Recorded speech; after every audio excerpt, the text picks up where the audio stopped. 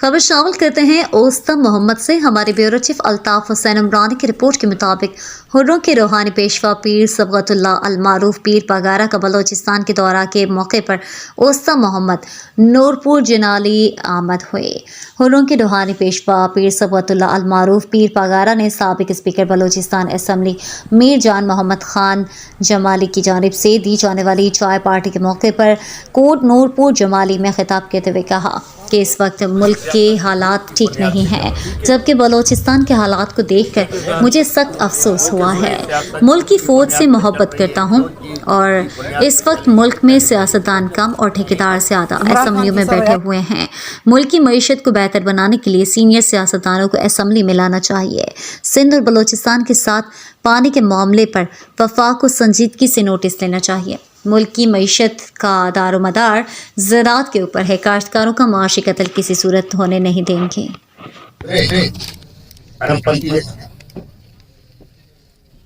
ये तो आप लोग भी जानते हो, जमाली साहब भी जानते हैं, जो पहले मोटरसाइकिल पे चलते रहते उनके पास क्या चैन जरूर रहता। बलूचिस्तान के अवाम को ये पैसा लग जाता है तो पानी भी सिस्टम पे लग जाता था, तो बलूचिस्तान तरक्की करता है। बलूचिस्तान के बच्चे माँ बाप उधारी देते हैं, सब कुछ करते हैं, बच्चों को पढ़ाते हैं। जब नौकरी का टाइम आता है मगर नौकरी मिलती नहीं, अब क्या माँ बाप क्या देते हैं, पहले कुछ देते बच्चों को पढ़ाए थे। अब हम ये सब कर सकते हैं, खुदा हम सबको दुआमान में रखे, मुल्क को दुआमान में रखे, इंसाफ और कानून के मुताबिक अगर चले तो कोई भी परेशान नहीं होगा, सब मिलकर से रहेंगे और सब प्यार मोहब्बत से रहेंगे। अगर इक्वलिटी नहीं होगा तो फिर गाड़ी इसी तरह चलती रहेगी, इस तरह चल रही है। और इलेक्शन तो आप लोगों के साथ होता है, ये इलेक्शन है तो उसकी तो नहीं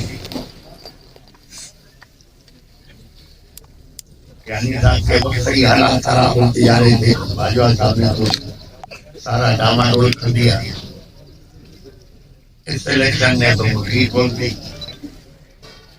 हमें तो पता था पिछले 70 साल में इलेक्शन किस तरह हो रहा है, लेकिन इस दफा इंटरनेशनल लेवल पे भी पता पड़ गया इस इलेक्शन में इस तरह इलेक्शन होते हैं। मैं समझता हूँ यही रवैया रहा जो खानदानी आदमी है, जो अपनी इज्जत रखना चाहता है, बचाना चाहता है, उनकी जेल है। कॉर्पोरेट और ठेकेदारी कानून के लोग आगे आ जाएंगे, फिर वो इस मुल्क को चलाएंगे। जिस तरह ठेकेदार बिल्डिंग बनाता है, रास्ता बनाता है, कुछ लगाया, कुछ खिलाया, कुछ गाय इस तरह हमको भी चलाएंगे।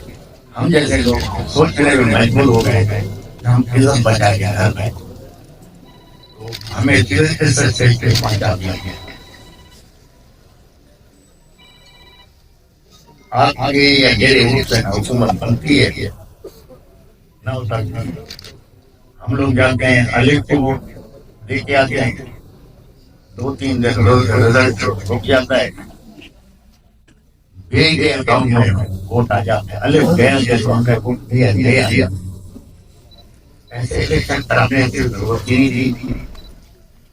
ऐसे इलेक्शन कराने से काम का लड़ाई झगड़े हुए, दुश्मनी पैदा होगा।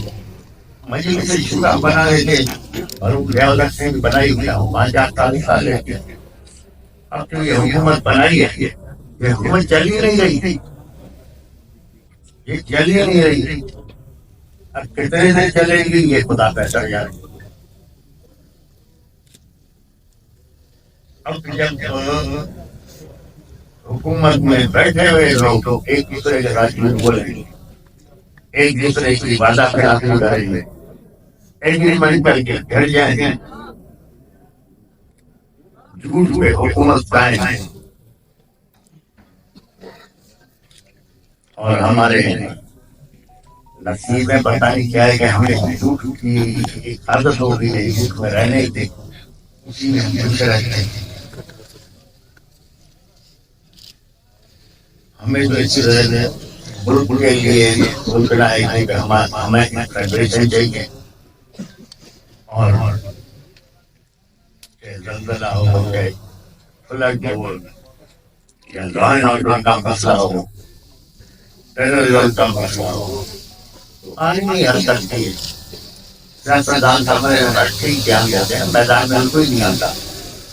जब मैदान में आएंगे उनको एहसास होता है। अब जैसे मैं बलूचिस्तान आया हूँ, मेरी दोनों बच्चे मेरे साथ आई हैं, मुझे कहती है बाबा हमें कहाँ लेके आ गया। पूरी सियासत